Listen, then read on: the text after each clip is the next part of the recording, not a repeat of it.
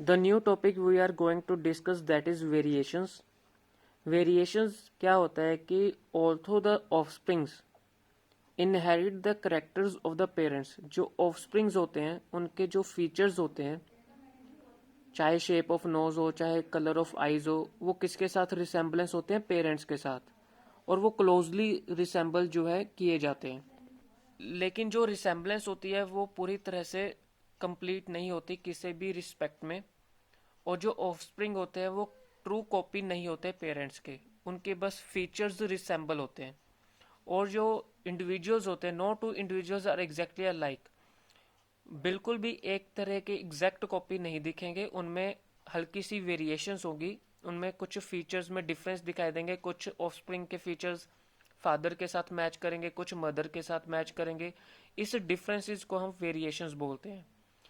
People have different Heights, सबकी जो जो लोग होते हैं उनकी हाइट जो होती है डिफरेंट होती है।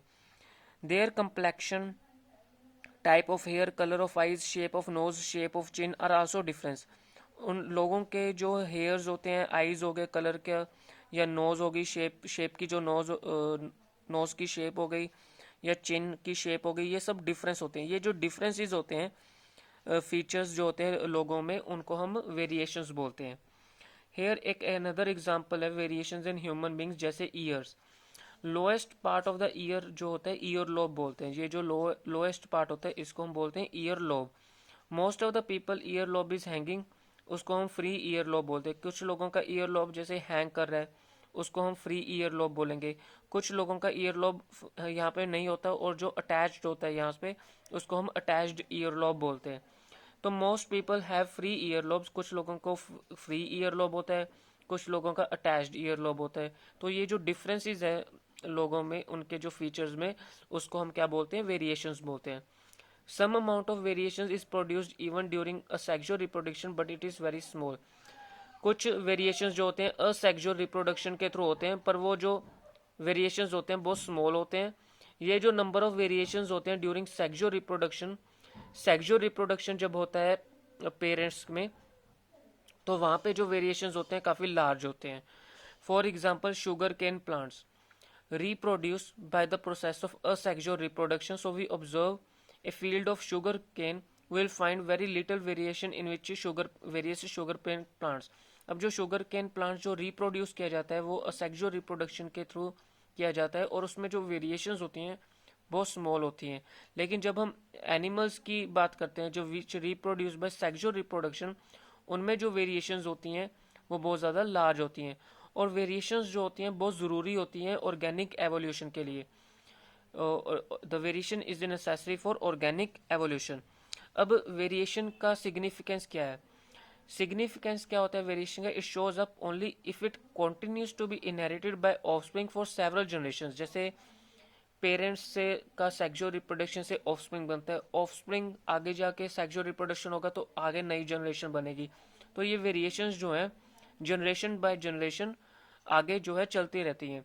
Suppose a bacterium produces two bacteria, एक बैक्टीरियम है उसने दो बैक्टीरिया प्रोड्यूस किए हैं by asexual reproduction. Asexual reproduction में जो वेरिएशन होती है वो स्मॉल होती है। Again suppose that one of the offspring bacterium has variation due to which it can tolerate a little higher temperature than the other one. अब variations ज़रूरी क्यों है? वेरिएशंस अगर नहीं होंगी, जैसे असेक्सुअल रिप्रोडक्शन में स्मॉल वेरिएशंस होती हैं, अगर वेरिएशंस नहीं होंगी तो हमारा जो इकोसिस्टम है वो इम्बैलेंस हो जाएगा। तो उसके लिए बैलेंस करने के लिए वेरिएशंस जो हैं बहुत ज़रूरी होती हैं।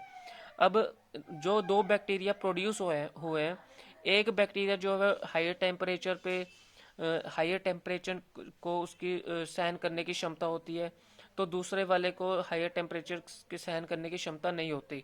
तो अगर वेरिएशंस नहीं होंगी तो जो जनरेशन्स हैं वो ख़त्म होती रहेंगी, और उसके बाद क्या होगा कि जो हमारा इकोसिस्टम है वो इम्बैलेंस हो जाएगा। इसलिए जो वेरिएशंस होती हैं वो ज़रूरी होती हैं। अब ग्रेट एडवांटेज क्या होता है वेरिएशंस का? It to increase the chance of survival in a changing environment. अगर वेरिएशंस होती रहेंगी तो एनवायरनमेंट के चेंज होने के साथ साथ हमारा सर्वाइवल भी बढ़ता रहेगा अगर वेरिएशंस होती हैं। Accumulation of heat resistant variation in some bacteria will ensure its survival when the temperature of environment rises too much due to heat wave और सम अदर रीजन। अगर एनवायरनमेंट का टेम्परेचर लगातार बढ़ता है हीट वेव की वजह से, तो अगर वेरिएशंस तो है, अगर वेरिएशंस हो रही है, अगर फीचर्स में वेरिएशंस ज़्यादा है तो हमारा सर्वाइवल बढ़ेगा। अगर वेरिएशंस स्मॉल है तो वो टेम्परेचर अगर लगातार बढ़ रहा है तो कोई टेम्परेचर सहन कर सकता है, कोई टेम्परेचर उसको सहन नहीं कर पाएगा। तो उससे क्या होगा कि जो हमारा इकोसिस्टम है वो खत्म हो जाएगा, इम्बैलेंस हो जाएगा। तो मेंडल्स एक्सपेरिमेंट एक्सप्लेन करते हैं कि ट्रांसमिशन ऑफ कैरेक्टर्स जो पेरेंट्स से ऑफस्प्रिंग में हो रहे हैं, हमें ये पता, कुछ टर्म्स जो है हमें पता होनी चाहिए, जैसे क्रोमोसोम्स के बारे में हमें पता होना चाहिए, जीन्स के बारे में हमें पता होना चाहिए, डोमिनेंट कौन सा होता है, रिसेसिव कौन सा होता है, जेनोटाइप कौन सा होता है, फेनोटाइप कौन सा होता है, F1 जनरेशन क्या होती है, F2 जनरेशन क्या होती है, ये हम डिटेल में स्टडी करेंगे।